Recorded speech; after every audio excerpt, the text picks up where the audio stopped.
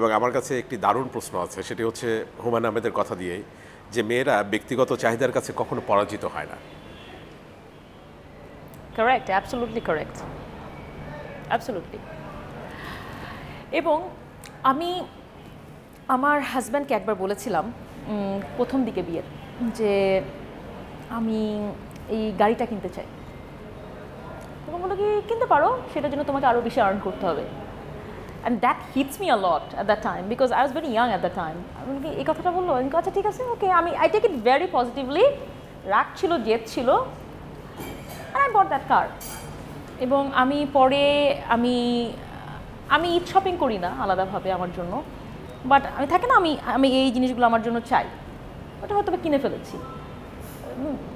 সব কিছু তো আর দাম দিয়ে নির্ধারণ করা যায় না, তাই না? কিন্তু তারপরেও হ্যাঁ, আর নিজের ব্যক্তিগত ইচ্ছার কাছে পরাজিত হওয়া উচিত না।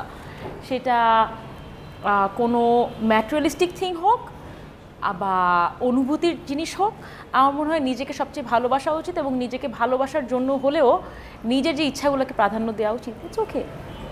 দারুণ। আসলে ব্যক্তিগত ইচ্ছার কাছে পরাজিত হলে আসলে নিজের সত্তাকেই তো আমি হারিয়ে ফেললাম। হ্যাঁ, রিগ্রেট ফিল করবেন পরে আপনি নিজেকে একটা সময় ভালোবাসবেন না। আপনি কেউ যদি দেখেন সবসময় অন্যের জন্য করে যাচ্ছে, যেমন আমাদের আব্বা মা, বিশেষ করে মারা বলে গেছে, মা দাদিরা সবসময় বলে গেছে, চিন্তা করবেন তোমার জন্য আমি এটা করছি, তোমার জন্য আমি এটা করছি। আমার মনে হয় আমি জীবন আমার সন্তানকে সেটা বলবো না, বিকজ আমি যেটা করি আমার জন্যই করি। ডেফিনেটলি আমার সন্তানের জন্য বেস্টটা কোনটা আমি চিন্তা করি, বাট আমি যেটা করি আমার জন্যই করি। আচ্ছা, হুমায়ূন আহমেদের কিন্তু আরেকটা কথা আছে সূচনা, সেটা হচ্ছে যে এই পৃথিবীতে প্রায় সবাই তার থেকে বিপরীত স্বভাবের মানুষের সাথে প্রেমে পড়ে। তো এই যে ভাইয়ার সাথে আপনার সম্পর্ক, এবং আপনি বললেন দীর্ঘদিন আসলে আপনারা প্রেমে ছিলেন, তো আমিও মানি যে বিপরীত মানুষের সাথে প্রেমে পড়ে। আমি হুমায়ূন আহমেদের এই কথার সাথে একমত। আমি একটু আপনার কাছে জানতে চাই যে কেন, এবং আপনারও কি আসলে? হ্যাঁ, আমি আর ফারুক, আমরা দুইজন খুবই বিপরীত স্বভাবের, কিন্তু এটা আমার মনে হয় যে কোনো বিপরীত লিঙ্গের প্রতি যেরকম একটা আকর্ষণ থাকে যুগ যুগ ধরে, ঠিক সেইভাবে আমার মনে হয় বিপরীত কোনো কিছু যেটা আমার মধ্যে নাই বা যেটা আমি আরেকজনের মধ্যে দেখতে পাচ্ছি, ওই আকর্ষণটা থেকে যায় মনে হয় সেই কারণেই। এটা একটু বড়, কিন্তু আমাদের দুজনেরই খুব পছন্দের। হুমায়ূন আহমেদ বলেছেন, ব্যবহার করা কপালের টিপটার আঠা নষ্ট হলেও মেয়েরা সেটা যত্ন করে রেখে দেয়। একজোড়া কানের দুলের একটা হারিয়ে গেলেও অন্যটা ফেলে না। পুরাতন শাড়িটা কিংবা ভাঙা চুড়িটা কাজে লাগবে না জেনেও তুলে রাখে, কারণ হলো মায়া। মেয়েরা মায়ার টানে ফেলনা জিনিসও ফেলে না। অসংখ্য কষ্ট যন্ত্রণা পেয়েও মেয়েরা মায়ার টানে একটা ভালোবাসা, একটা সম্পর্ক, একটা সংসার টিকিয়ে রাখতে চায়।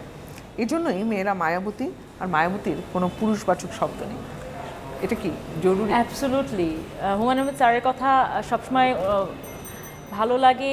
যতবার পড়ি প্রত্যেকটা বই অনেকবার করে পড়া হয়েছে, এবং প্রত্যেকটা সময় মনে হয় কি নতুন করে ফিল করি, বিকজ এত জীবনের প্র্যাকটিক্যাল জীবনের সাথে এত মিলাতে পারি, সেই কারণেই হয়তো বা।